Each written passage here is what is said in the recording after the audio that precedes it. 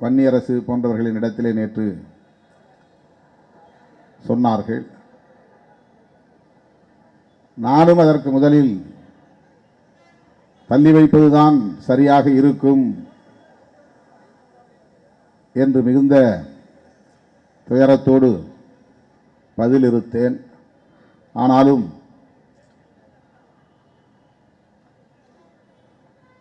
இது மிகவும் முக்கியத்துவம் வாய்ந்த ஒரு பிரச்சனை. தமிழ்நாடு முழுவதும் 11ஆம் தேதி நாம் ஆர்ப்பாட்டங்களை அறிவித்திருக்கிறோம். 11ஆம் தேதி நான் புதுதில்லிக்கு செல்ல வேண்டும் என்பதனால் 9ஆம் தேதியே இந்த ஆர்ப்பாட்டத்தை சென்னையிலே நடத்தினால் நானும் அதிலே பங்கேற்க முடியும் என்கிற அடிப்படையில் தான் சென்னையிலும் விழுப்புரத்திலும் 9ஆம் தேதி 11ஆம் தேதி பிற மாவட்டங்களில் என்று நாம் முடிவு செய்தோம்.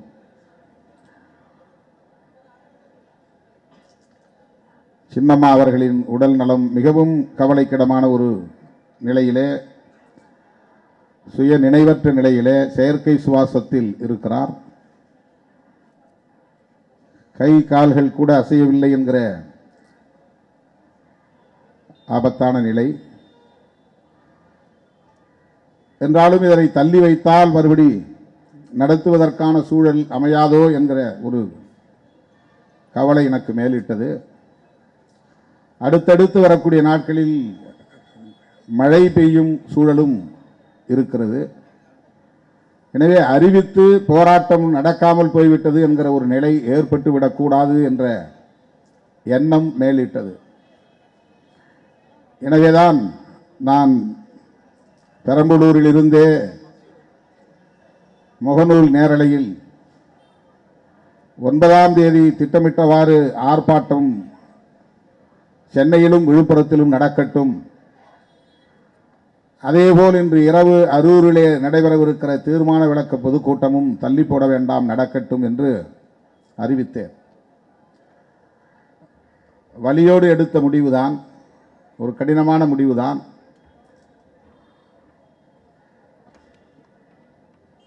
ஆர்ப்பாட்டத்திற்கான விரிவான ஏற்பாடுகள் எல்லாம் செய்து முடித்திருக்கிற நிலையிலே தள்ளி போடுகிற போது தோழர்களின் தொண்டர்களின் உணர்வுகள் எவ்வாறு இருக்கும் என்று நான் ஒரு கணம் யோசித்து பார்த்தேன். எனவே அந்த வழியோடு தான் நான் ஆர்ப்பாட்டத்திற்கு வருகிறேன், நீங்கள் ஏற்பாடு செய்யுங்கள், தள்ளி போட வேண்டாம் என்று உறுதிபட ஜேக்கப்புக்கு நேற்று மாலை தான் நான் சொன்னேன். அதற்குள்ளாக சமூக ஊடகங்களில் போராட்டம் தள்ளி வைப்பு என்று பல்வேறு கருத்துக்களை நம்முடைய தோழர்கள் பதிவிட்டு பரப்பிவிட்டார்கள். அதனால் கூட்டம் திட்டமிட்டவாறு திரளுமா, உரிய நேரத்திற்கு வந்து சேருவார்களா என்கிற ஒரு சந்தேகம் இருப்பதையும் தோழர்கள் எடுத்து சொன்னார்கள். எத்தனை பேர் வந்தாலும் 10 மணிக்கு தொடங்குவோம், 12 மணிக்கு முடிப்போம் என்று நான் சொல்லி அதன் அடிப்படையில் தான் உங்கள் முன்னால் நான் இப்போது நின்று கொண்டிருக்கிறேன். விரிவாக பேச வேண்டும், நெடுநேரம் பேச வேண்டும், இந்த ஆணவ கொலைகள் தடுப்பது குறித்து ஆழமாக பேச வேண்டும் என்கிற உணர்வுகள் மேலோங்கி இருக்கின்றன. ஆனாலும் கூட 1:30 மணி விமானத்தை பிடித்தாக வேண்டும் என்கிற நெருக்கடியும் உள்ள சூழலில் நான் சில தகவல்களை உங்களோடு பகிர்ந்து கொள்ள விரும்புகிறேன். தமிழ்நாடு அரசுக்கு ஒரே கோரிக்கை தான், சொல்லப்போனால் 2 கோரிக்கை.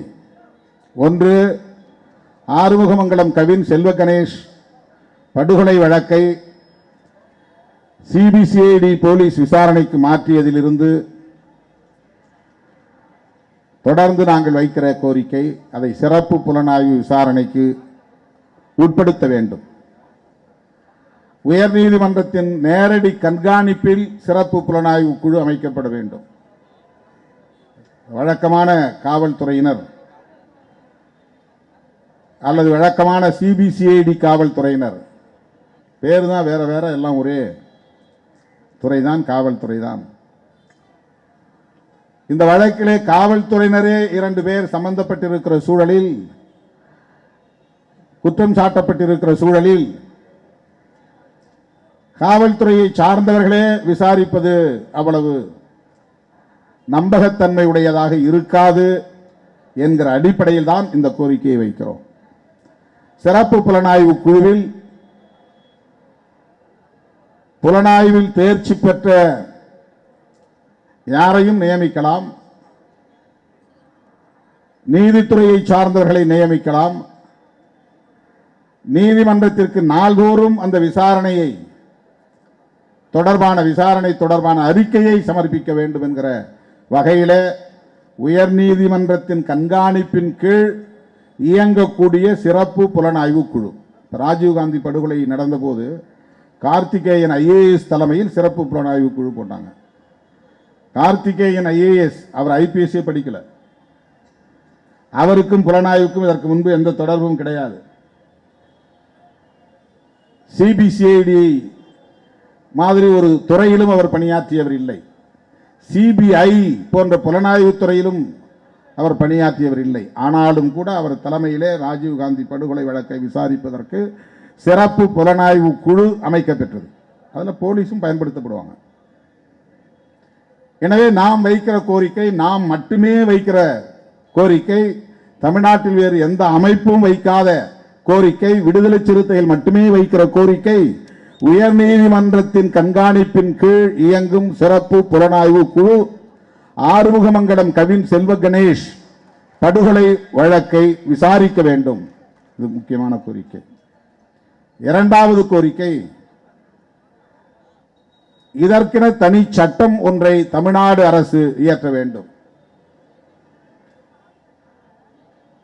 ஒன்றிய அரசுதான் இயற்ற வேண்டும் என்று நாம் தொடர்ந்து வலியுறுத்தி வந்தாலும் கூட தமிழ்நாடு அரசுக்கும் அதிகாரம் இருக்கிற சூழலில் தமிழ்நாடு அரசு ஒன்றிய அரசு இயற்றட்டும் என்று அமைதியாக இருக்காமல் உங்களுக்கான அதிகாரத்தை பயன்படுத்தி அந்த சட்டத்தை உடனே இயற்றி பிற மாநிலங்களுக்கு ஒரு முன்மாதிரி அரசு இது என்று வழிகாட்டுங்கள். இதுதான் நம்முடைய கோரிக்கை.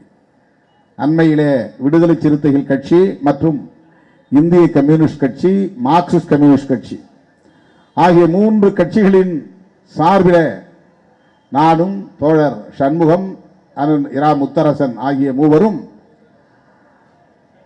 மாண்புமிகு முதலமைச்சர் அவர்களை நேரிலே சந்தித்து இது குறித்து ஒரு மனுவை வழங்கினோம். தனி சட்டம் இயற்ற தமிழ்நாடு அரசு முன்வர வேண்டும் என்பதுதான் அந்த கோரிக்கை. ஆகவே இந்த ஆர்ப்பாட்டத்தின் ஊடாக நாம் வைக்கிற முக்கியமான 2 கோரிக்கைகள், ஒன்று, சிறப்பு புலனாய்வு விசாரணைக்கு இந்த வழக்கை மாற்ற வேண்டும். 2, தமிழ்நாடு அரசே தனி சட்டம், ஆணவ கொலைகள் தடுப்பு சட்டம் இயற்ற வேண்டும். அவ்வளவுதான், ஆர்ப்பாட்டமே முடிந்து விட்டது. இந்த 2 செய்திகளை சொல்வதற்காகத்தான் ஆர்ப்பாட்டம். ஆணவ கொலைகள், அது ஆங்கிலத்திலே ஹானர் கில்லிங்ஸ். ஹானர் என்றால் கௌரவம் என்று தமிழில் சொல்லுவார்கள். அது ஆக்சுவலா தமிழ் இல்லை, அது வடமொழி சொல்லது, சமஸ்கிருதம். கௌரவம் அப்படிங்கிறது, கௌரவம்னா சுயமரியாதையும், சுயமரியாதையும் தமிழ் சொல் இல்லை. அது மான பிரச்சனை. மானம், தன்மானம், குடும்ப மானம், சாதி மானம், சமூக மானம், இப்படி இந்த இந்திய சமூக அல்லது இந்து சமூக கட்டமைப்பிலே சாதிக்கென்று ஒரு தனி மானம் இருக்கிறது என்கிற உளவியல் இங்கே கட்டமைக்கப்பட்டிருக்கிறது. நான் யார் தெரியுமா? இந்த சாதி. இந்த சாதிக்குன்னு ஒரு கௌரவம் இருக்கு சமூகத்தில். இப்படி சாதி கௌரவம் இந்த சமூகத்தில் காலம் காலமாக கற்பிதங்களால் கட்டமைக்கப்பட்டுள்ளது. சாதி விட்டு சாதி திருமணம் செய்தால் அது பெண்ணை பெற்ற சாதிக்கோ அல்லது ஆணை பெற்ற சாதிக்கோ சாதி கலப்பு ஏற்படுவதன் மூலம் ஒரு இழுக்கு ஏற்படுகிறது. எங்க சாதியில் இருக்கிற மற்றவங்க எங்களை மதிக்க மாட்டாங்க, இதுதான் பிரச்சனை. 10 மாதம் சுமந்து பெற்ற பிள்ளையை பாலூட்டி சீராட்டி தாளாட்டி வளர்த்த பிள்ளையை கூட சாதியில் உள்ள மற்றவர்கள் எங்களை மதிக்க மாட்டார்கள், எங்களை இழிவுபடுத்துவார்கள், சமூகத்திலிருந்து எங்களை விலக்கி வைப்பார்கள், அது எங்களுக்கு மானக்கேடு, எனவே பெற்ற பிள்ளையையும் நாங்கள் வெட்டி சாய்ப்போம் என்கிற அளவுக்கு சாதி கௌரவம் அவர்களை மனநோயாளியாக ஆக்கி வைத்திருக்கிறது. இது ஒரு குறிப்பிட்ட சாதிக்குரியது என்று நாம் சொல்லவில்லை, அல்லது ஒரு குறிப்பிட்ட மாநிலத்தில் அல்லது ஒரு குறிப்பிட்ட மாவட்டங்களில் மட்டுமே நடக்கிறது என்று சொல்லவில்லை. இந்தியா முழுவதும், இன்னும் சொல்ல போனால் உலகத்தில் எந்த நாட்டில் இருந்தாலும் இந்துக்கள் இருக்கிற இடங்களில் இது நிகழ்கிறது. இது இந்து உளவியலாக இருக்கிறது. சாதி உளவியல் என்பது இந்து சமூக உளவியல். அந்த சாதி உளவியல் என்பது ஒரு போலி கௌரவத்தை இங்கே கட்டி எழுப்பி இருக்கிறது. சாதி கலப்பு ஏற்பட்டுவிடக் கூடாது என்பதிலே கவனமாக இருக்கிறது. இது காலங்காலமாக இருந்து வருகிற ஒன்று. பிஜேபி தோன்றாததற்கு முன்பே இருக்கிறது. RSS உருவாவதற்கு முன்பே இந்த சமூகத்தில் இருக்கிறது. மதுரை வீரன் அப்படித்தான் மாறுகால் மாறுகை வெட்டப்பட்டான். காத்தவராயன் ஆரியமாலா கதை அதைத்தான் சொல்லுகிறது. எப்படியோ முருகன் தப்பித்து விட்டான், குரத்தியை அவன் திருமணம் செய்தான், அது 2வது கல்யாணங்கிறதுனால விட்டுட்டாங்க. முருகனை வெட்டி சாய்க்கவில்லை, அல்லது வள்ளியை ஆணவ கொலை செய்யவில்லை. அது எந்த காலம் என்று நமக்கு தெரியாது. அது புராண கதையாகவும் இருக்கலாம், நிகழ்ந்த உண்மையான வரலாற்று கதையாகவும் இருக்கலாம். ஆனால் அதில் சாதி விட்டு சாதி திருமணம் செய்வது என்கிற ஒரு கருப்பொருள் இருக்கிறது, ஒரு கண்டென்ட் இருக்கிறது. முருகன் வள்ளி என்கிற குரத்தியை திருமணம் செய்து கொண்டான். இன்றைக்கு குறவன் குரத்தி என்பது சமூக மதிப்பீடு என்பது வேறு. முருகன் வாழ்ந்த காலத்தில் குறவன் குரத்திக்கு என்ன சமூக மதிப்பீடு இருந்தது என்று யாருக்கும் தெரியாது, நமக்கு தெரியாது. அதற்கான தரவுகள் இல்லை. ஒவ்வொரு காலத்திலும் வெவ்வேறு மதிப்பீடுகள் இருக்கின்றன. இன்றைக்கு நாடார் என்று நாம் அழைக்கிறோமே, இந்த நாடார் சமூகத்திற்கு 100 ஆண்டுகளுக்கு முன்னால் இருந்த மதிப்பீடு வேறு. இன்றைக்கு முக்குளத்தோர் என்று அழைக்கப்படுகிற இந்த சமூகத்திற்கு வெள்ளையர்களின் ஆட்சி காலத்தில் இருந்த மதிப்பீடு வேறு. காலத்திற்கு காலம் மதிப்பீடு மாறுகிறது. சமூகத்தில் அவர்களுக்கான மதிப்பீடு என்பது பொருளாதார நிலையில் உயர்கிற போதும், அதிகாரத்தை அவர்கள் எட்டுகிற போதும் அது ஒட்டுமொத்த சமூக மதிப்பீடாகவும் மாறுகிறது. அதிகாரம் இல்லாதவர்கள், நிலம் இல்லாதவர்கள், பொருளாதாரம் இல்லாதவர்கள் எவ்வளவு நேர்மையானவர்களாக இருந்தாலும், உழைத்து பிழைத்தாலும் அவர்களுக்கான சமூக மதிப்பீடு என்பது கீழ் நோக்கி போகிறது, குறைந்து போகிறது, சரிந்து போகிறது, இழிவுபடுத்தப்படுகிற நிலை இருக்கிறது. ஆனால் இந்த சாதி உளவியல் என்பது இந்த மதிப்பீடுகளை எல்லாம் கடந்து சாதி கலப்பு ஏற்பட்டுவிடக் கூடாது என்பதிலே கவனம் செலுத்துகிறது. சாதி கலப்பு, சாதி கலப்பு என்றால் ஒரு சாதி இன்னொரு சாதியோடு திருமணம் செய்தால் பிறக்கிற குழந்தை எந்த சாதி என்கிற கேள்வி வருகிறது.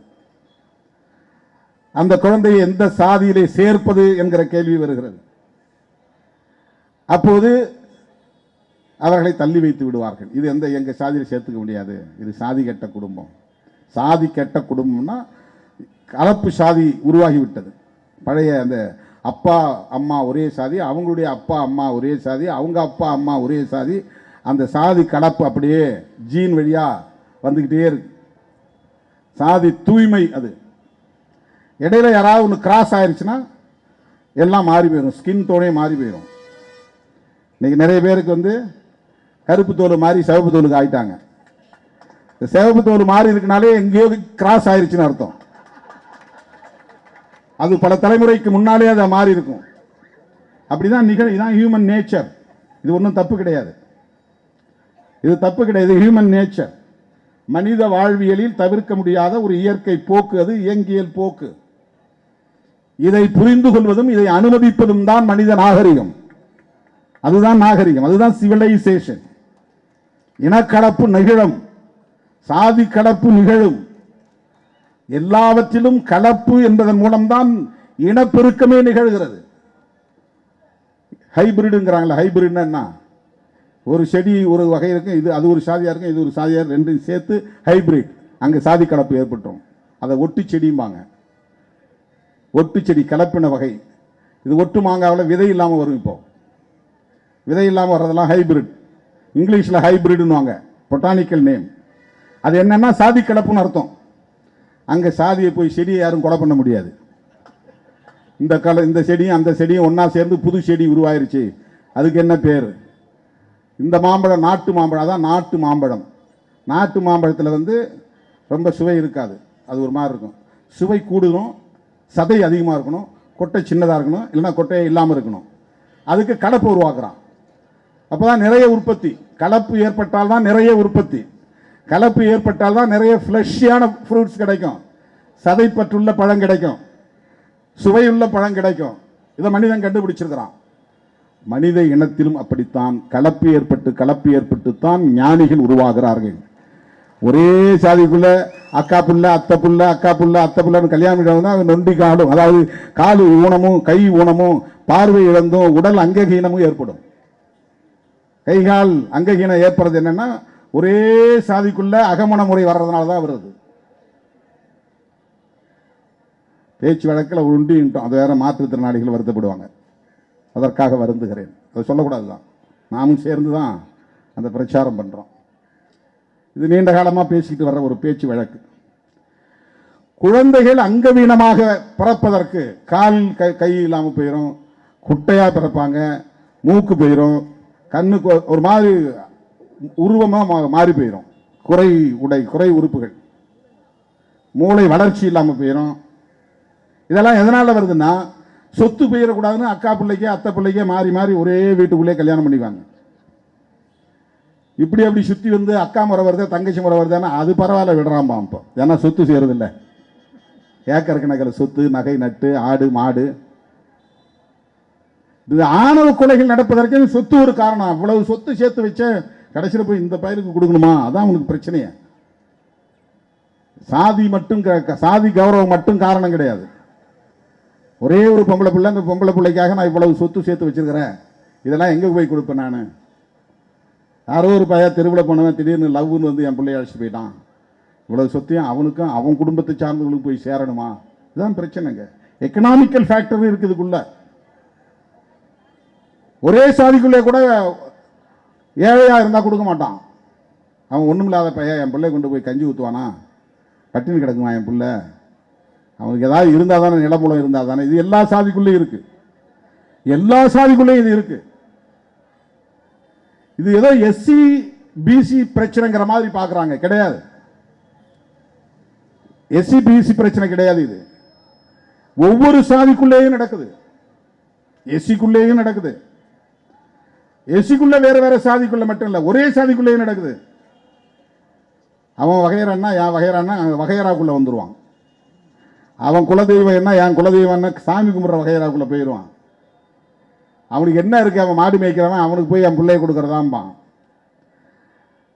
அவனுக்கு ஒன்றுக்கு போகிறதுக்கு ஒரு இடம் இருக்காம்பான். ஒன்றுக்கு போகிற அளவுக்கு ஒரு இடம் இருக்கா அவனுக்கு அப்படிம்பான். உட்காந்து ஒன்றுக்கு போகிற அளவுக்கு சிறுநீர் பெய்யக்கூடிய அளவுக்காக அவனுக்கு சொந்த இடம் இருக்கா? ஒன்றும் இல்லை, புறம்போக்கில் கிடக்கிறான்.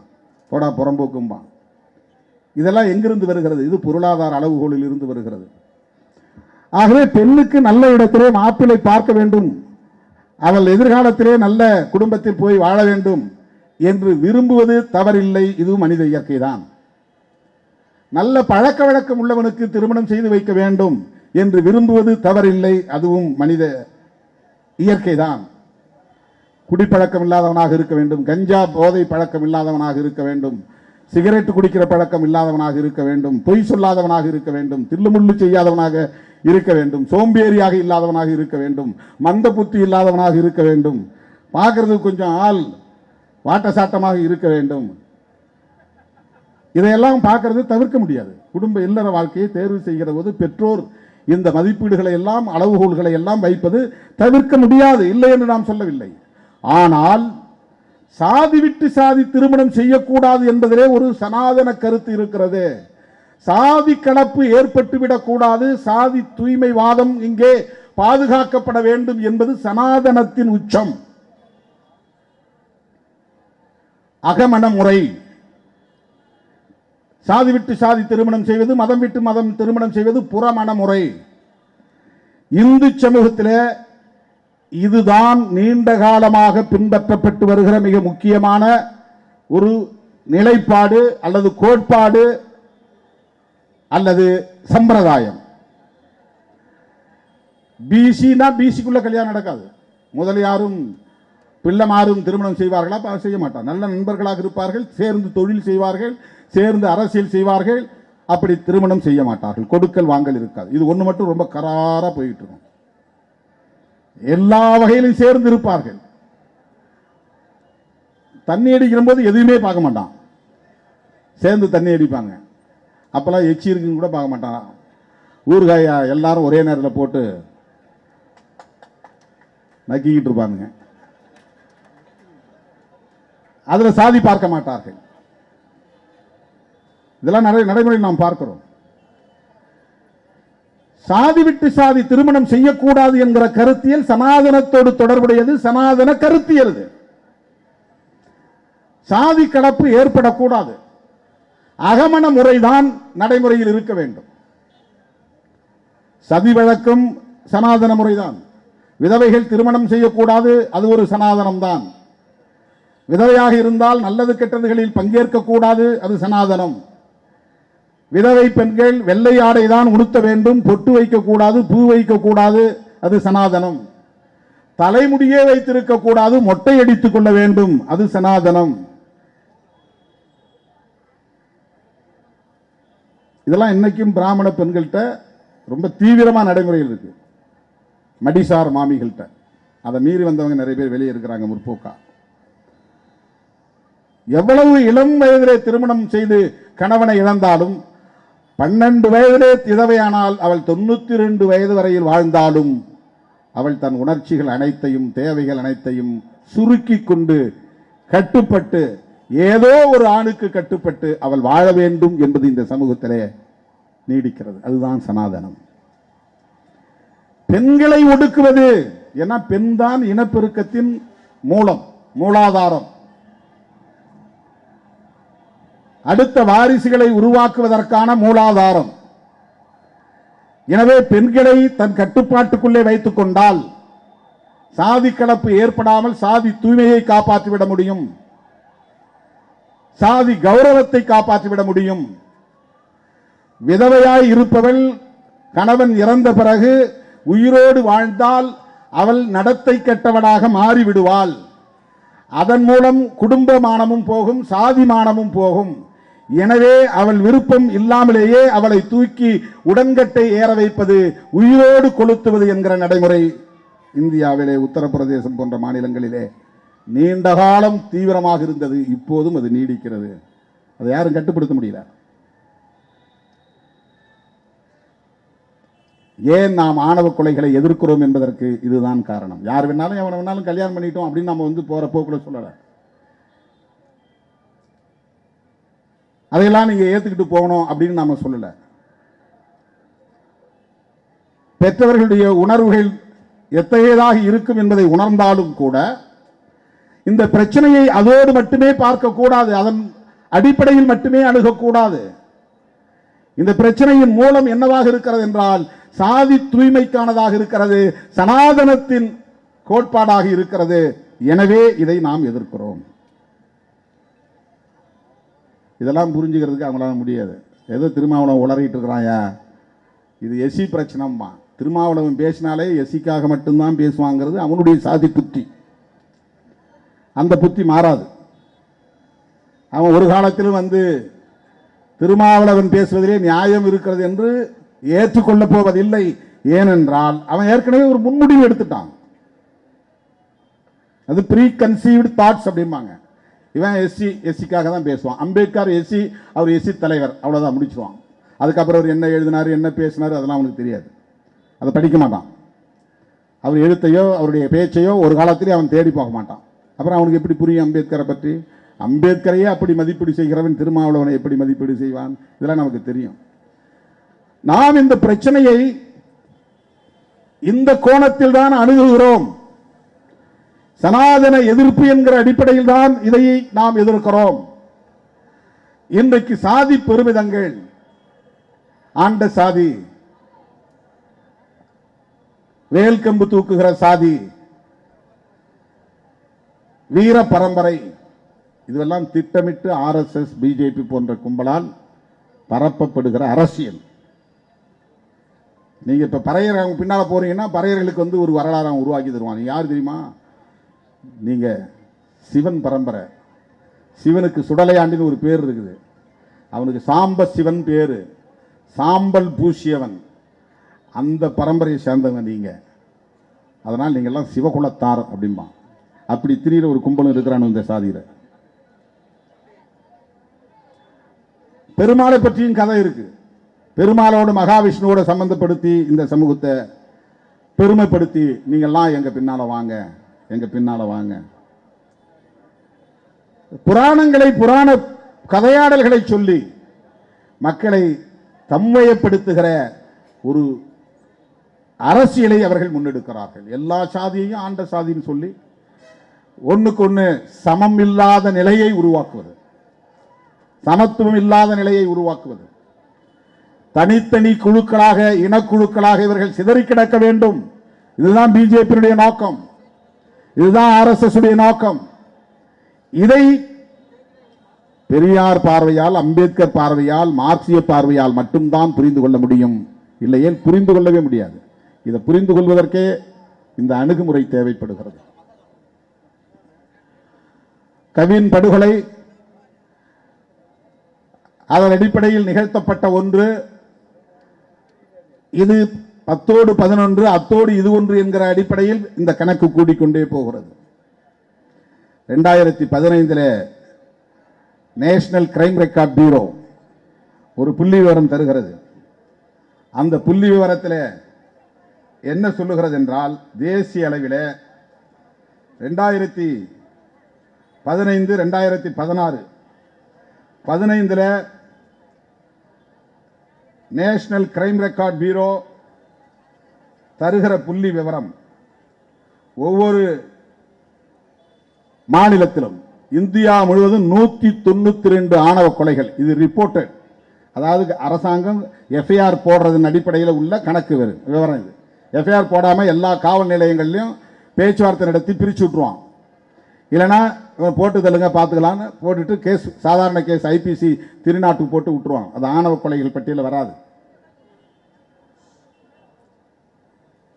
சாதாரண சண்டை அப்படிங்கிற மாதிரி போயிடும். 2015 192 கொலைகள், அதில் 21 கொலைகள் குஜராத்தில், பிஜேபி தொடர்ந்து ஆண்டு கொண்டிருக்கிற குஜராத் மாநிலத்தில். 14 கொலைகள் மத்திய பிரதேசத்தில், 131 கொலைகள் உத்தரப்பிரதேசத்தில். யோகி ஆதித்யநாத் முதலமைச்சராக இருக்கிற உத்தரப்பிரதேசம். 4 முறை மாயாவதி அம்மையார் ஆண்ட அந்த மண்ணிலே சாதியின் கொடூரம் எப்படி கோலோச்சுகிறது. 131 கொலைகள். இது NCRB national crime record bureau கொடுத்திருக்கிற புள்ளி விவரம். 2016 இந்தியா முழுவதும் 71 ஆணவ கொலைகள் தேசிய குற்ற ஆவண மையம் சொல்லுது. அதுல உத்தரப்பிரதேசத்தில் 16, மத்திய பிரதேசத்தில் 18, குஜராத்தில் 10, மகாராஷ்டிராவில் 8, பஞ்சாபில் 8, தமிழ்நாட்டில் 1. இது 2016. இப்போ தமிழ்நாட்டு எண்ணிக்கை கூடிடுச்சு. 2016 1 தான் நடந்ததுன்னு NCRB ரெக்கார்ட் சொல்லுது. National crime record bureau. ஒவ்வொரு ஸ்டேட்லையும் கிரைம் ரெக்கார்ட் பியூரோ இருக்கு. அந்த மாதிரி நேஷனல் கிரைம் ரெக்கார்ட் பியூரோ அதில் இருக்கிற டேட்டா சொல்லுது. இந்த உத்தரப்பிரதேசம், மத்திய பிரதேசம், குஜராத், மகாராஷ்டிரா, பஞ்சாப் இதெல்லாம் இன்றைக்கு பொலிட்டிக்கல் டேர்மில் என்ன சொல்லுவாங்கன்னா கவ் பெல்ட்னுவாங்க. கவ் பெல்ட்னா இந்த புனித பசு புனிதம் பேசுகிற மாநிலங்கள். கோமியம் குடித்தா நல்லா ஆயிரும் உடம்பு, அதாவது பசு மாட்டு மூத்திரம் குடித்தால் உடலுக்கு நல்லது என்று சொல்லுகிற மாநிலங்கள். பசுவை மாதாவாக வழிபடுவார்கள், மனிதனை கேவலமாக படுகொலை செய்வார்கள். ஹரியானாவில் செத்த மாட்டு தோலை உரித்ததற்காக 5 தலித் இளைஞர்களை அடித்தே கொன்றார்கள்.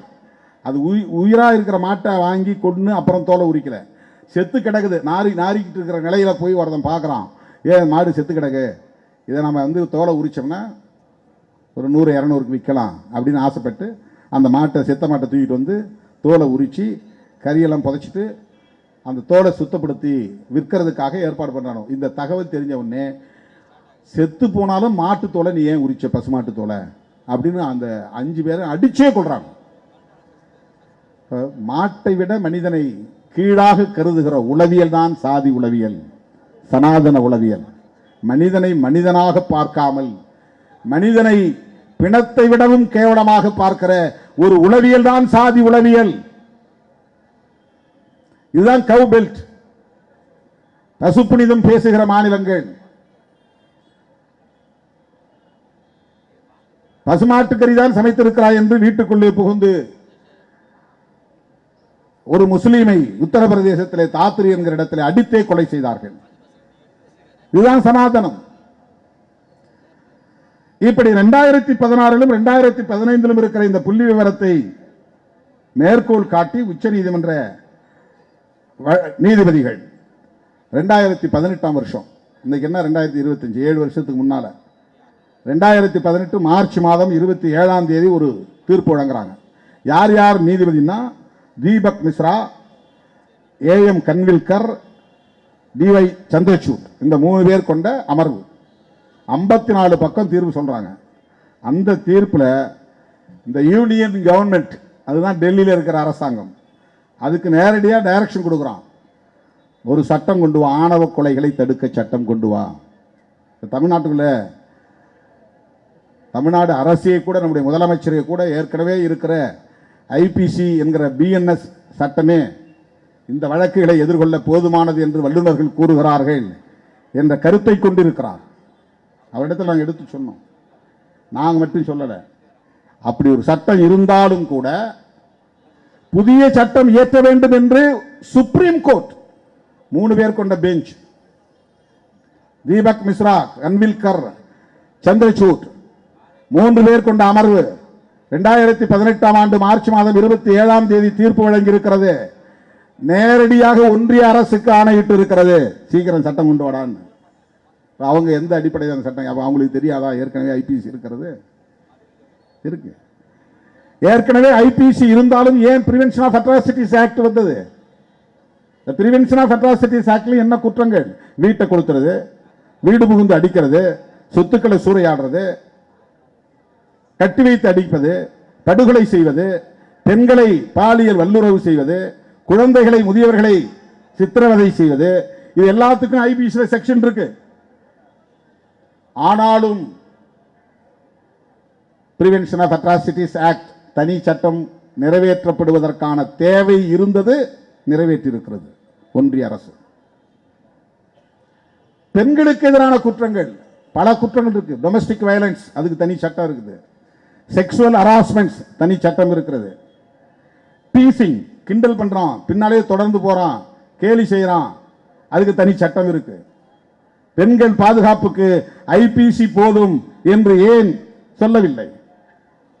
ஐபிசி சட்டத்தின் மூலமாகவே பெண்களுக்கு எதிரான குற்றங்கள் விசாரிக்கப்பட முடியும்.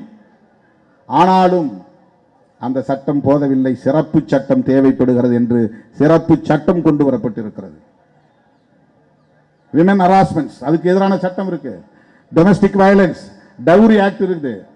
7 கல்யாணம் ஆகி 7 வருஷத்துக்குள்ள ஒரு பெண் எந்த நிலையில் பாதிக்கப்பட்டாலும் டவுரி ஆங்கிள் விசாரிக்கணும் சட்டம் சொல்லுது. அவன் உடல் நலம் பாதிக்கப்பட்டு இறந்தா கூட உடனே ஆர்டிஓ வந்துருவாங்க, ஆர்டிஓ என்கொயரி. அவன் எப்படி செத்தா, ஏன் செத்தா, யாராவது டவுரி கேட்டீங்களா, அப்பாவை கூப்பிட்டு விசாரிக்கணும், அம்மாவை கூப்பிட்டு விசாரிக்கணும், அதாவது மாமனார் மாமியாரை கூப்பிட்டு விசாரிக்கணும், நாத்தனாவை கூப்பிட்டு விசாரிக்கணும், கொழுந்தனை கூப்பிட்டு விசாரிக்கணும். டவுரி சம்பந்தமான எந்த ஹராஸ்மெண்ட்ஸ் நடக்கலைங்கிறத ரூல்ட் அவுட் பண்ணாதான் அந்த பணத்தை எடுத்து அடக்கம் பண்ண முடியும். ஐபிசி இருந்தா அந்த சட்டம் அந்த இந்த விசாரணைகள்லாம் நடக்காது. ஒரு கேஸை போட்டு சாதாரணமான தாக்குதல், வன்முறை, 307 அல்லது 302, 506(2) இதெல்லாம் போட்டுருவாங்க. இப்போ பிஎன்எஸ்ல மாறி போச்சு அந்த செக்ஷன்லாம். இப்போ அது இல்லை, ஐபிசி இருந்தவர்கள் அந்த செக்ஷன்ஸ். எனவே ஏற்கனவே ஐபிசி சட்டம் இருந்தாலும் பெண்களுக்கு எதிரான குற்றங்களை தடுப்பதற்கென்று சிறப்பு சட்டங்கள் இயற்றப்பட்டிருப்பதை போல ஏற்கனவே ஐபிசி சட்டங்கள் இருந்தாலும் கூட தலித் மக்களுக்கும் பழங்குடி மக்களுக்கும் பாதுகாப்பு அளிக்க வேண்டும், வன்கொடுமைகளை தடுக்க வேண்டும் என்பதற்காக தனி சட்டம் இயற்றப்பட்டிருப்பதை போல ஆணவ கொலைகளை தடுப்பதற்கு தனி சட்டம் வேண்டும் என்று உச்சநீதிமன்றம் சொல்லியிருக்கிறது. சட்ட ஆணையம் சொல்லியிருக்கிறது. லா கமிஷன் ஒரு பில்லே தயார் பண்ணி கொடுத்துட்டான். அந்த பில்லு இப்போ கொடுத்தாங்க. லா கமிஷன் அது வந்து இந்திய அரசாங்கத்தால் நியமிக்கப்பட்டிருக்கிற ஒரு லா கமிஷன். அவன் சொல்றான், அவன் ஒரு சட்டம், prohibition of unlawful assembly interference with the freedom of memorial alliances act. இது வந்து லா கமிஷன் வந்து மத்திய அரசாங்கத்துக்கு கொடுக்குறான். 2012 கொடுத்துருக்கான். இப்போ 13 வருஷம் ஆகுது. என்ன கொடுக்குறான்? ஒரு பில்லே தயார் பண்ணி கொடுத்துட்டான். இதை நீ பாஸ் பண்ணியான்ற அவ்வளோதான். இதுக்கு நீ தனியாக ஒரு டீமை போட்டு தனியாக பில்லு தயார் பண்ண வேண்டாம், நானே உனக்கு பில்லு கொடுத்துட்றேன். பில்லு கொடுத்துட்டான் 2012. அப்போ காங்கிரஸ் அரசாங்கம் இருந்துச்சு. 2014 இருந்தால் பிஜேபி கவர்மெண்ட். அவங்களும் கண்டுக்கல, இவங்களும் கண்டுக்கல. இந்த பில் சட்ட மசோதா. அதே மாதிரி விமன் கமிஷன், மகளிர் ஆணையம், அவங்களும் தனியா ஒரு சட்டத்தை இயற்ற வேண்டும் என்ற பரிந்துரையை வழங்கியிருக்கிறார்கள்.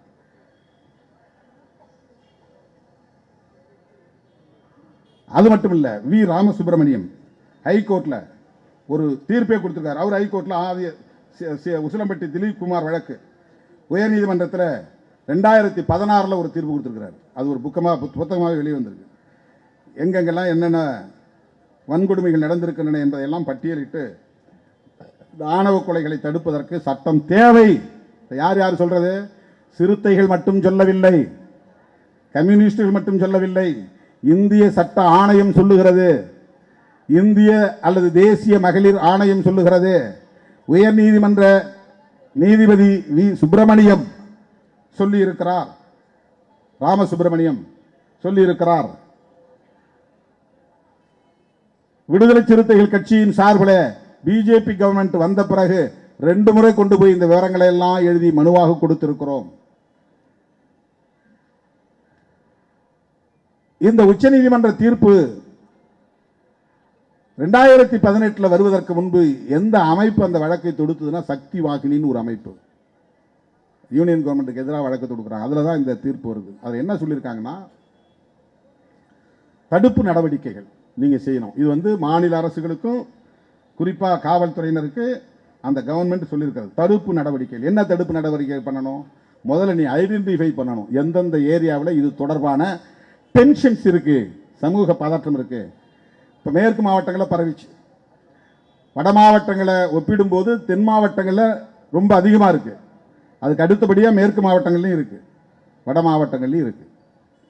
எந்தெந்த மாவட்டங்களில் குறிப்பாக இருக்குங்கிறத ஐடென்டிஃபை பண்ணி அதுக்கு தனியாக நீங்கள் வந்து ஒரு டிஎஸ்பி தலைமையில் கமிட்டி போட்டு அங்கங்கே நாடு என்கிற பெயரில் சாதி பஞ்சாயத்து கூட்டுறாங்களான்னு பார்க்கணும். சாதி பஞ்சாயத்து கூட்டினா அங்கே போய் நீங்கள் உடனே அதை தடுக்கணும், 144 போட்டு தடுக்கணும். மீறி நடத்தினாங்கன்னா அதை முழுக்க நீ வீடியோ பண்ணணும், யார் என்ன பேசுகிறாங்கிறதெல்லாம் வீடியோ ரெக்கார்ட் பண்ணணும். அவனுக்கு மேலே நீ கேஸ் போடணும், அவங்கள கைது பண்ணணும். வட இந்தியாவில் அதை காட் பஞ்சாயத்துங்கிறாங்க, தென்னிந்தியாவில் அதை சாதி பஞ்சாயத்துங்கிறாங்க, தென் மாவட்டத்தில் அதை நாடு பஞ்சாயத்துங்கிறாங்க, நாடு அமைப்பு முறை. வேளவளவு முருகேசனை கொள்றதுக்கு திடீர்னு ஒரு கும்பல் வந்து கொண்டுல மந்தையில் அவன் கூட்டுறான், நாடுங்கிற அமைப்பு முறை இங்கே கூட்டுறான். கூட்டத்தில் வெளிப்படையாக பேசுகிறான், முடிவெடுக்கிறான். இது கவர்மெண்ட் உங்களுக்காக ஒதுக்கி இருக்கலாம், ஆனால் நாங்கள் விட மாட்டோம், இது எங்களுக்கான பஞ்சாயத்து. எங்கள் ஆள் உட்கார்ந்த நாற்காலியில் ஒரு பறையை உட்கார நாங்கள் ஒருபோதும் விட மாட்டோம். எவனாவது மீறி விண்ணப்பம் தாக்கல் செய்தால், வேட்புமனு தாக்கல் செய்தால் அவன் தலை இருக்காது, பந்தாடுவோம், தீர்மானம் போடுறான். இந்த பஞ்சாயத்து போலீஸுக்கு தெரியும், இன்டெலிஜென்ஸுக்கு தெரியும், எவனுமே கண்டுக்கல. அவனை ஃபாலோ பண்ணுறான், போலீஸுக்கு தெரியும், இன்டெலிஜென்ஸுக்கு தெரியும், ஸ்பெஷல் பிரான்ச்சுக்கு தெரியும், கண்டுக்கவே இல்லை, பாதுகாப்பே கொடுக்கல. முதலமைச்சர் வரையில் இருந்தவன் மனு கொடுக்குறான், ஐயா என் உயிருக்கு ஆபத்து இருக்குன்னு. முதலமைச்சர் அந்த அதிகாரிகளுக்கு அதை ஃபார்வர்ட் பண்ணுறார், ஆனால் எந்த நடவடிக்கையும் இல்லை. அவன் திட்டமிட்டவாறு மேலவளவு முருகேசனோடு 7 பேரை பட்ட பகலில் வெட்டி சாய்க்கிறார்கள். அதனால்தான் விடுதலை சிறுத்தைகள் கட்சி மட்டும் தொடர்ந்து சொல்லி வருகிறது, இந்த குற்றங்களை கண்காணிப்பதற்கென்று தனியே ஒரு நுண்ணறிவு பிரிவு தேவை, ஒரு இன்டெலிஜென்ஸ் தேவை. கீழ் பிரான்ச் தனியா ஒரு இன்டெலிஜென்ஸ் வச்சிருக்கீங்களா இல்லையா? தனியா இருக்கு, ஐபி இருக்கு, பல புலனாய்வு அமைப்புகள் இருக்கின்றன, ஸ்பெஷல் பிரான்ச் இருக்கு, சிட்டி மாதிரி இடத்துல ஐஎஸ் ஒரு அமைப்பு இருக்குது, இன்டெலிஜென்ஸ் செக்ஷன், ரூரல்ல ஸ்பெஷல் பிரான்ச் இருக்குது. இதெல்லாமே டிட்டாச்மெண்ட் அப்படின்னு ஒரு பிரிவு, தனியாக புலனாய்வு பிரிவு இருக்குது. பல நுண்ணறிவு பிரிவு இருக்கிற போது இந்த சாதியவாதிகள் எவன்லாம் சோசியல் மீடியாவில் வந்து ஹீரோவா இருக்கிறான் பாருங்க, ஊன்னு பேசுறாங்க, இவங்கெல்லாம் யார் கண்காணிக்கிறது? வெட்டுவான்னு தெரியல, அப்புறம் ஏன்டா நீ லவ் பண்றான்றான் ஒருத்தன். போலீஸ் ஒண்ணுமே பண்ணல. வெட்டினவனும் பாவம்னு ஒருத்தன் பேசுறான், அவன் வேலையே போயிருச்சு, அவன் வாழ்க்கையே போயிருச்சு, ஒருத்தன் உயிரே போயிருச்சு, அதை பத்தி அவன் கவலைப்படல. அவன் உள்ள போயிட்டா இனி அவன் வாழ்க்கையே போயிருச்சு, அதுக்காக அவன் கவலைப்படுறான். இந்த மாதிரி சக்திகள் சமூகத்திலே பதற்றத்தை உருவாக்குகிறார்கள். 2 தம்பிங்க பாவம், கோபி சுதாகர் அப்படின்னு, ரொம்ப நேர்மையா அவன் யாரையும் சொல்லாம ரொம்ப நேர்மையா கருத்து சொல்லியிருக்கிறான். இந்த பிள்ளைங்களுக்கு என்ன விருது கொடுத்தாலும் பொருந்தும். நேர்மையா சொல்றான், அவன் யாரையும் மனசுல வச்சுட்டு பேசல. அவனை மிரட்டி அந்த போஸ்டை எடுக்க வச்சுட்டாங்க. நாம சொல்லியிருந்தா பெரிய பிரச்சனையா மாறி இருக்கும். நல்ல வேளை அவனுக்கு வந்து இந்த தலித் அடையாளம் இல்லாத பசங்க போட்டிருக்கு அப்படின்னு நினைக்கிறேன். இப்ப இதையெல்லாம் கண்காணிப்பதற்கென்று ஒரு நுண்ணறிவு பிரிவு தேவை. இதை நான் சொல்ல, சுப்ரீம் கோர்ட்டே சொல்லுது, தடுப்பு நடவடிக்கை. இதை நீ கண்காணிக்கணும், விழிப்போடு இருக்கணும். அங்க டிஎஸ்பி மட்டத்தில் ஒரு அதிகாரியை போடணும். கூட்டம் நடந்தால் அதை கண்காணிச்சு பதிவு செய்து அவர்கள் மீது நடவடிக்கை எடுத்து வழக்கு பதிவு செய்து நடவடிக்கை எடுக்கணும். 144 உத்தரவு போட்டு 151 கீழே கைது செய்யணும் அப்படின்னு சொல்றாங்க. என்ன சுப்ரீம் கோர்ட் சொல்லுது, சுப்ரீம் கோர்ட் சொல்லுதுங்கிற இல்லையா, இது முக்கியமானது. 2வது நிவாரண நடவடிக்கை. நிவாரண நடவடிக்கை என்ன அப்படின்னா, இந்த அச்சுறுத்தலுக்கு ஆளாகக்கூடிய பாவம் ஒருத்தர் தெரியாம லவ் பண்ணிட்டு பாடா படுறாங்க, எங்க போய் தங்குறதுன்னு தெரியல, அங்க ஓடுறாங்க இங்க ஓடுறாங்க, பதுங்குறாங்க, போய் காவல் நிலையத்தில் கடந்து கதறாங்க, அழுகுறாங்க. ஆனா விடமாட்டேங்குது இந்த சாதிவாத கும்பல், விரட்டு விரட்டுன்னு விரட்டுது. அவங்கள நீங்க அடைக்கலம் தந்து பாதுகாக்க வேண்டும். அதான் நிவாரணம் சுப்ரீம் கோர்ட். அந்த மாதிரி யார் வந்து உண்ட புகார் கொடுக்குறானோ உடனடியாக அவங்களுக்கு பாதுகாப்பான இடம் கொடுக்கணும். அதுக்கு தனி இல்லத்தை கட்டுன்றான், தனி இல்லத்தை உருவாக்கு, அந்த தம்பதியினர் பாதுகாப்போடு இருப்பதற்கு ஏற்ற பாதுகாப்பு இல்லங்களை துவக்கு. கலப்பு மனம் செய்து கொள்ள விரும்புவோர் சட்டப்படியான வயதை எட்டியவர்களாக இருந்தால் அந்த திருமணம் நடைபெறுவதற்கான பாதுகாப்பை காவல்துறை தர வேண்டும். தங்களது திருமணத்தை கௌரவத்தின் பெயரால் சாதியினரோ குடும்பத்தினரோ மற்ற எவருமோ எதிர்ப்பதாக இருந்தால் புகார் தெரிவிக்கப்பட்டால் டிஎஸ்பி விசாரித்து எஸ்பிக்கு அறிக்கை தந்து எஸ்பி உடனடியாக எஃப்ஐஆர் போட வைக்கணும். இவ்வளவு டைரக்ஷன் கொடுக்குறான். இதெல்லாம் நடக்குதான்னா நடக்கல. ஏன்னா போலீஸ்காரனே அந்த புத்தியோட தான் இருக்கிறான். காக்கி சட்டை போட்டுக்கிட்டானே தவிர அவங்க உள்ளுக்குள்ள இருக்கிற சாதி மாற மாட்டேங்குது. சாதி உலகில் எப்படியாவது ஒருத்தன் யூனிஃபார்மோட பேட்டி கொடுத்துக்கான் பாருங்க யூடியூப்ல. அவனை என்ன பண்ணாங்கன்னே தெரியல. போலீஸ் யூனிஃபார்ம்லேயே இருக்கிறான், ஆனால் அவன் சொல்றான் சாதி ஆணவ கொலை சரி அப்படின்னு பேசுறான். அதற்கடுத்து தண்டனை. இந்த 3 பரிந்துரைகள் தான். தண்டனை என்னன்னா, இந்த வழிகாட்டு நெறிமுறைகளை காவல்துறையை சார்ந்தவர்களோ மாவட்ட அதிகாரிகளோ பின்பற்ற தவறினால் போய் எஃப்ஐஆர் வன்கொடுமை தடுப்பு சட்டத்திலே நான் போய் புகார் கொடுத்தா அந்த புகார் அவை வாங்கலன்னா அந்த போலீஸ் மேலேயே 41A என்ற செக்ஷன் பிரகாரம் அவன் மேலேயே வழக்கு பண்ணி அவனை சஸ்பெண்ட் பண்ணணும்னு பிரிவென்ஷன் ஆஃப் அட்ராக்ட் ஆக்ட் சொல்லுது. அவன் என்ன பண்ணுறான், சார் இவங்க ஃபேக்காக கொடுக்குறாங்க, பொய் புகார் கொடுக்குறாங்க, பணம் வாங்குறதுக்காக கேஸ் பொய் புகார் கொடுக்குறாங்க போலீஸே சொல்கிறான். உடனே 2 தரப்பையும் கூப்பிட்டு வச்சு பேசி காம்ப்ரமைஸ் ஆகி போயிருங்க, கேஸ்லாம் போட முடியாது அப்படின்னு திருப்பி அனுப்புகிறான். அந்த மாதிரி வழக்கு பதிவு பண்ணாத அதிகாரிகள் யாராக இருந்தாலும் அவன் மேலே நடவடிக்கை எடுத்து சுப்ரீம் கோர்ட் டைரக்ஷன். அதைத்தான் நாம சொல்கிறோம். இப்போ டைரக்ஷன் இருக்கிறதுனால தானே சொல்கிறோம். இப்படி ஒரு டைரக்ஷன் இல்லைன்னு நம்ம பேச முடியாதுல்ல. இப்படி ஒரு சட்டம் இருந்தால்தான் அந்த சட்டத்தை நடைமுறைப்படுத்துங்கள் என்று நாம் பேச முடியும். அதுதான் சட்டம் கேட்கிறோம். வன்கொடுமை தடுப்பு சட்டம் வந்ததனால வன்கொடுமைகள் நடக்கவில்லையா? நடக்குது. ஆணவ கொலைகள் தடுப்பு சட்டம் வந்துவிட்டால் ஆணவ கொலைகள் நின்று விடுமான்னு கேள்வி கேட்கிறான். நடக்கும். ஆனா அந்த சட்டம் ஒரு ஆயுதமாக எங்களுக்கு மாறும். அந்த சட்டத்தை நடைமுறைப்படுத்தல் போலீஸ்ல போய் நாங்கள் ஃபைட் பண்ண முடியும். இந்த செக்ஷன்ல போடு, இந்த சட்டத்தை இம்ப்ளிமெண்ட் பண்ண, அப்பதான் குற்ற நடவடிக்கைகளை தடுக்க முடியும். எனவே உச்சநீதிமன்றத்தினுடைய அந்த டைரக்ஷன், இதற்கு மேல் விரிவாக விளக்கம் தேவைப்படாது என்று நான் கருதுகிறேன். இந்திய ஒன்றிய அரசுதான் தேசிய அளவில் ஆணவ கொலைகள் தடுப்பு சட்டத்தை இயற்ற வேண்டும். அதான் நம்முடைய கோரிக்கை. ஆனால் மாநில அரசுக்கும் அதிகாரம் இருக்கிற சூழலில் இதை வேடிக்கை பார்க்க வேண்டாம், அமைதி காக்க வேண்டாம். உங்கள் அதிகாரத்தை பயன்படுத்தி துணிந்து இந்த சட்டத்தை நிறைவேற்றுங்கள் என்பதுதான் திராவிட முன்னேற்ற கழகத்தின் தலைமையிலான இந்த அரசுக்கு விடுதலை சிறுத்தைகள் கட்சி விடுக்கிற தோழமையான வேண்டுகோள்.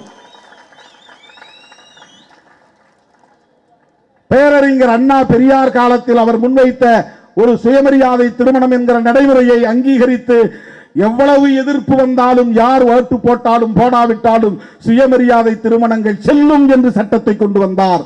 அதை போலவே அண்ணன் தளபதி ஸ்டாலின் அவர்கள் ஆணவ கொலைகள் தடுப்பு சட்டத்தை கொண்டு வர வேண்டும். அந்த சாதி ஓட்டு போடாதோ, இந்த சாதி ஓட்டு போடாதோ என்றெல்லாம் கணக்கு பார்க்காமல் சிந்திப்பதுதான் திராவிடியன் மாடல், சமூக நீதி பார்வை. எந்த சாதி ஓட்டு போடாவிட்டாலும் நாம் ஏற்றுக்கொண்ட கொள்கையை நடைமுறைப்படுத்துவோம் என்கிற துணிச்சல் தான் திராவிடியன் மாடல். அந்த துணிச்சல் தான் திராவிட மாடல். எத்தனையோ பல சட்டங்கள் அப்படி இயற்றப்பட்டு இருக்கின்றன. சாதி எதிர்ப்புகளை மீறி இன்றைக்கு திராவிட முன்னேற்ற கழகத்திற்கும் திராவிட முன்னேற்ற கழகத்தின் தலைமையிலான கூட்டணிக்கும் பெருமளவில் ஆதரவு தெரிவிக்கக்கூடிய வாக்காளர்கள் இந்த ஒடுக்கப்பட்ட சமூகத்தை சார்ந்தவர்களாக இருக்கிறார்கள் என்கிற அந்த உரிமையோடும் நான் சொல்ல கடமைப்பட்டிருக்கிறேன். ஆனாலும் இது ஒடுக்கப்பட்டவர்களுக்கான பிரச்சனை அல்ல, இது ஒட்டுமொத்த சமூக பிரச்சனை. இது இந்தியாவுக்கு வழிகாட்ட வேண்டிய பிரச்சனை. ராஜஸ்தானிலேயே இப்படி ஒரு சட்டம் வந்திருப்பதாக சொல்லப்படுகிறது. மிகவும் பிற்போக்குத்தனமான மாநிலங்களில் ஒன்றான ராஜஸ்தானிலேயே ஆணவ கொலைகளை தடுப்பதற்கு சட்டம் வந்திருக்கிறது என்றால், முற்போக்கு அரசியலை பேசும் தமிழ் மண்ணிலும் இப்படி ஒரு சட்டம் தேவை தேவை தேவை என்பதை சொல்லி திராவிட முன்னேற்ற கழகத்தின் தலைவர், மதசார்பற்ற முற்போக்கு கூட்டணியின் தலைவர் அண்ணன் தளபதி அவர்களுக்கு இந்த வெளிப்படையான வேண்டுகோளை வைத்து முடிக்கிறேன். நன்றி, வணக்கம்.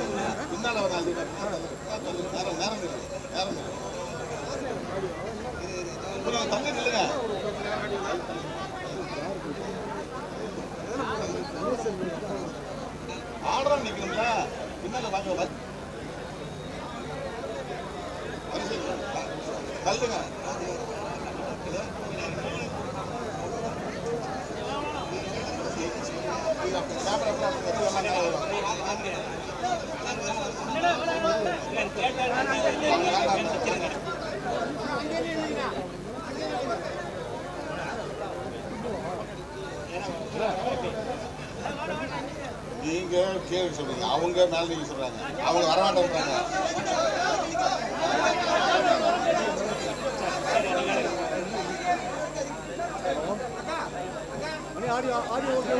வீர வணக்கம், வீர வணக்கம், வீர வணக்கம், வீர வணக்கம். புரட்சியாளர் அம்பேத்கருக்கு, தந்தை பெரியாருக்கு, மாமேதை மார்க்சுக்கு, சாதி ஒழிப்பு போராளிகளுக்கு வீர வணக்கம், வீர வணக்கம். விடுதலை சிறுத்தைகளின் வீர வணக்கம், வீர வணக்கம், வீர வணக்கம், வீர வணக்கம், வீர வணக்கம். ஆதிக்க சாதி வெறியர்களால் படுகொலையான தோழர் ஆறுமுகமங்கலம் கவினுக்கு வீர வணக்கம் விடுதலை சிறுத்தைகளின் வீர வணக்கம் கண்டிக்கின்றோம் வன்மையாக கண்டிக்கின்றோம் சாதியின் பெயரால் மதத்தின் பெயரால்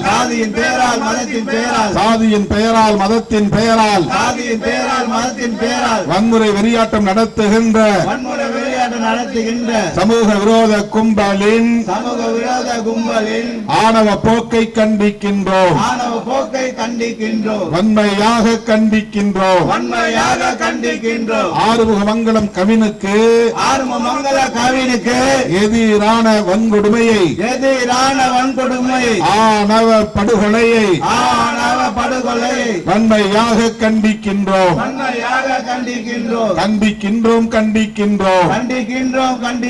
விடுதலை சிறுத்தைகள் கண்டிக்கின்றோம் தமிழ்நாடு அரசு சட்டம் ஏற்று ஆணவ கொலைகள் தடுப்பு சட்டத்தை உடனடியாக இயற்றுக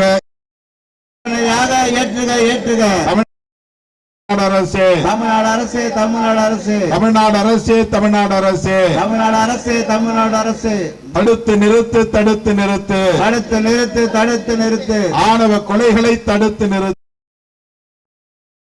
இந்திய ஒன்றிய அரசு பாசிச பாஜக அரசு வேடிக்கை பார்க்காது இந்தியா முழுவதும் பரவுகின்ற ஆணவ படுகொலைகளை வேடிக்கை பார்க்காதே தேசிய அளவில் சட்டம் இயற்று ஆணவ படுகொலையை தடுப்பதற்கு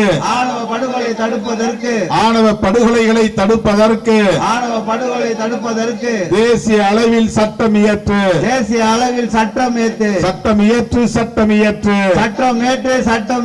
தமிழ்நாடு அரசே ஒன்றிய அரசு சட்டம் இயற்று சாதியின் பெயரால் மதத்தின் பெயரால் நாள்தோறும் நாடெங்கும்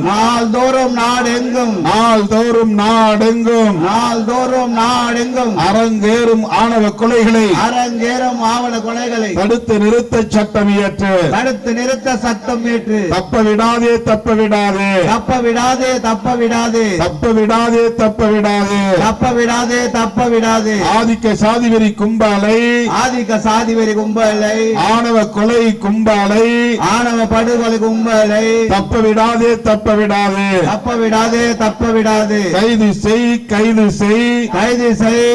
செய் கவின் செல்வகணேஷ் படுகொலையில் தொடர்புடைய அனைவரையும் கைது செய் கவின் படுகொலை பின்னணியில்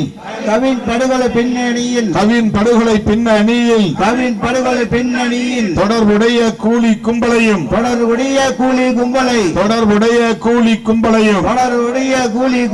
கைது செய்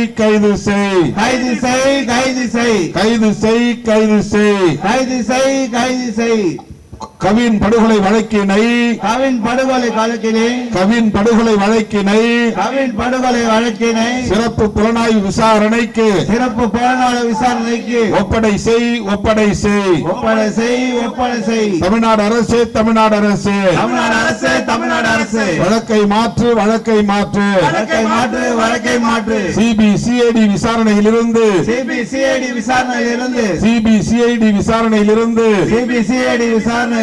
சிறப்பு புலனாய்வு விசாரணைக்கு கவின் படுகொலை வழக்கினை உடனடியாக மாற்றம் செய் தமிழ்நாடு அரசு தமிழ்நாடு அரசு தமிழ்நாடு அரசு தமிழ்நாடு அரசு தமிழ்நாடு அரசு தமிழ்நாடு அரசு தமிழ்நாடு அரசு தமிழ்நாடு அரசு கவின் படுகொலை வழக்கினை தமிழ் படுகொலை வழக்கினை சிபிசிஐடி விசாரணையிலிருந்து சிபிசிஐடி விசாரணையிலிருந்து சிறப்பு புலனாய்வு விசாரணைக்கு சிறப்பு புலனாய்வு விசாரணைக்கு உயர்நீதிமன்ற கண்காணிப்பின் கீழே நீதி கண்காணிப்பு மீது சிறப்பு புலனாய்வு விசாரணைக்கு சிறப்பு புலனாய்வு விசாரணைக்கு உடனடியாக மாற்றம் செய் உடனடியாக மாற்றம் செய் இழப்பீடு வழங்கு இழப்பீடு வழங்கு இழப்பீடு வழங்கு இழப்பீடு வழங்கு இழப்பீடு வழங்கு இழப்பீடு வழங்கு இழப்பீடு வழங்கு இழப்பீடு வழங்கு கவின் குடும்பத்திற்கு இழப்பீடு வழங்கு அவன் குடும்பத்துக்கு இழப்பீடு வழங்கு ₹1 கோடி இழப்பீடு வழங்கு ₹1 கோடி இழப்பீடு வழங்கு தமிழ்நாடு அரசு தமிழ்நாடு அரசு தமிழ்நாடு அரசு தமிழ்நாடு அரசு இழப்பீடு வழங்கு இழப்பீடு வழங்கு இழப்பீடு வழங்கு இழப்பீடு வழங்கு கவின் குடும்பத்தினருக்கு இழப்பீடு வழங்கு அவன் குடும்பத்துக்கு இழப்பீடு வழங்கு வேலை வாய்ப்பு அரசு வேலை வாய்ப்பு அரசு வேலை வாய்ப்பு வழங்கிடுக வழங்கிடுக வழங்கிடுக வழங்கிடுக கவின் குடும்பத்தில் ஒருவருக்கு அவன் குடும்பத்தில் ஒருவருக்கு அரசு வேலை வாய்ப்பு வழங்கிடுக அரசு வேலை வாய்ப்பு வழங்கிடுக தமிழ்நாடு அரசு தமிழ்நாடு அரசு தமிழ்நாடு அரசு தமிழ்நாடு அரசு தமிழ்நாடு அரசு தமிழ்நாடு அரசு தமிழ்நாடு அரசு தமிழ்நாடு அரசு சட்டம் இயற்று சட்டம் இயற்று சட்டம் ஏற்று சட்டம் ஏற்று ஆணவ கொலைகளை தடுப்பதற்கு ஆணவ படுகொலை தடுப்பதற்கு சிறப்பு சட்டம் உடனே இயற்று சிறப்பு சட்டம் உடனே ஏற்று சிறப்பு சட்டம் உடனே இயற்று சிறப்பு சட்டம் உடனே ஏற்று சுயமரியாதை திருமணங்களுக்காக சுயமரியாதை திருமணங்களுக்காக சட்டம் இயற்றியதை போல சட்டம் ஏற்றியது போல சட்டம் இயற்றியது போல சட்டம் ஏற்றியது போல ஆணவ கொலைகளை தடுப்பதற்கும் ஆணவ படுகொலை தடுப்பதற்கும் சட்டம் இயற்று சட்டம் இயற்று சட்டம் ஏற்று சட்டம் ஏற்று சட்டம் இயற்று சட்டம் இயற்று சட்டம் ஏற்று சட்டம் ஏற்று தமிழ்நாடு அரசு திமுக அரசு தமிழ்நாடு அரசு திமுக அரசு சட்டம் இயற்று சட்டம் இயற்று சட்டம் ஏற்று சட்டம் ஏற்று ஆணவ கொலைகள் ஆணவ கொலைகள்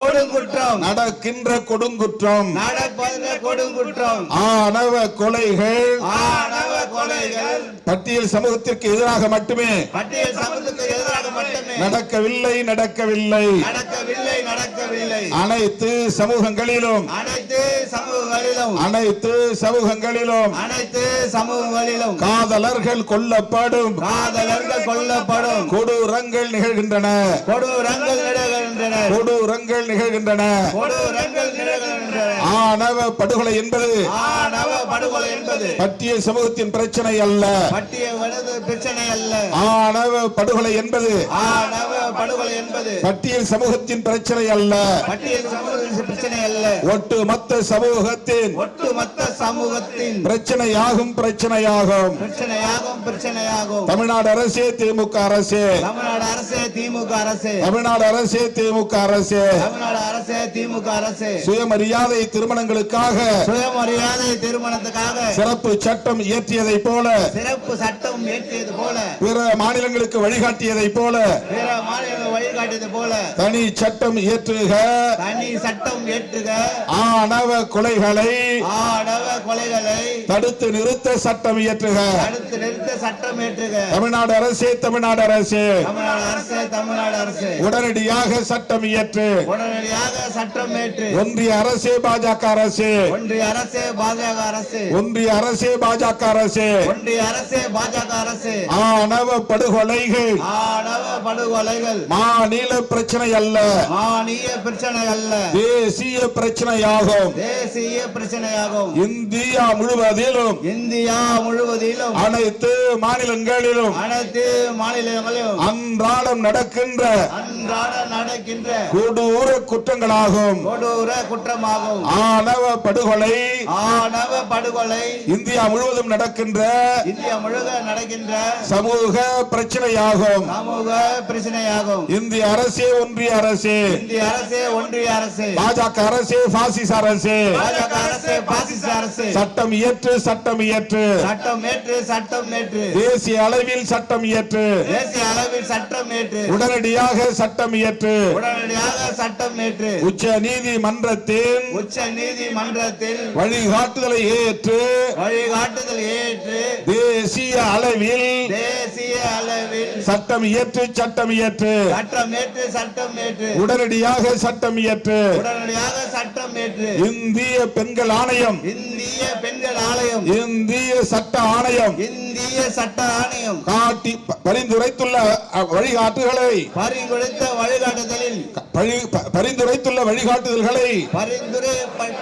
பின்பற்றி சட்டம் இயற்று இந்திய பெண்கள் ஆணையம் இந்திய சட்ட ஆணையம் அளித்துள்ள பரிந்துரைகளை பின்பற்றி சட்டம் இயற்று இந்திய அரசே ஒன்றிய அரசே பாசிச அரசே பாஜக அரசே தூண்டாதே சாதி வெறுப்பு அரசியலை மத வெறுப்பு அரசியலை திட்டமிட்டு தூண்டாதே பரப்பாதே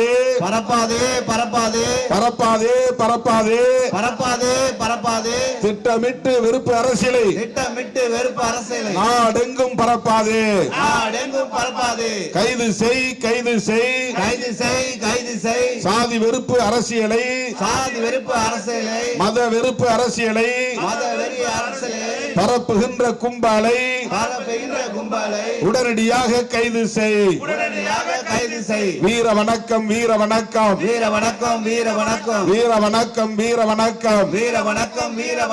கவின் செல்வ கணேஷுக்கு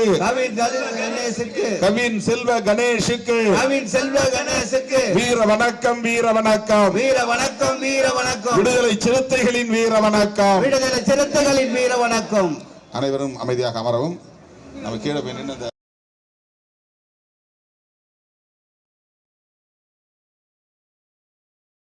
விரும்புறாங்க. நான் கீழே நிக்கிறேன்.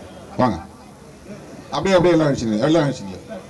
போட்டோகிராஃபர்ஸ், பத்திரிகையாளர்கள் மேல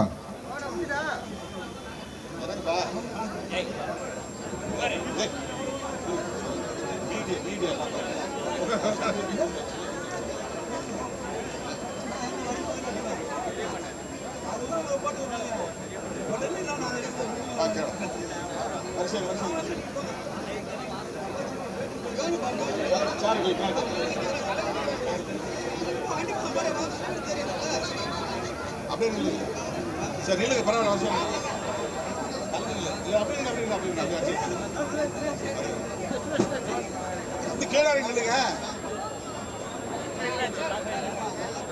எல்லாருமே எழுந்து நில்லுங்க.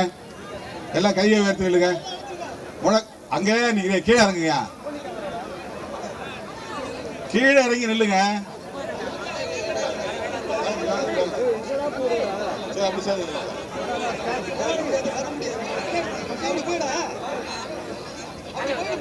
அரிசியை விட நில்லுங்க. அப்படியே கூட நில்லுங்க. அரிசியோட பரவாயில்ல, அப்படி நில்லுங்க.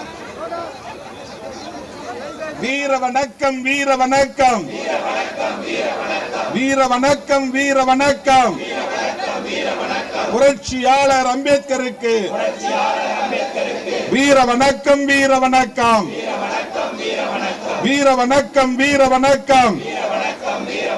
சாதி ஆணவ படுகொலையான அன்பு தம்பி கவினுக்கு, ஆறுமுகமங்கலம் கவினுக்கு வீர வணக்கம் விடுதலை சிறுத்தைகளின் வீர வணக்கம்.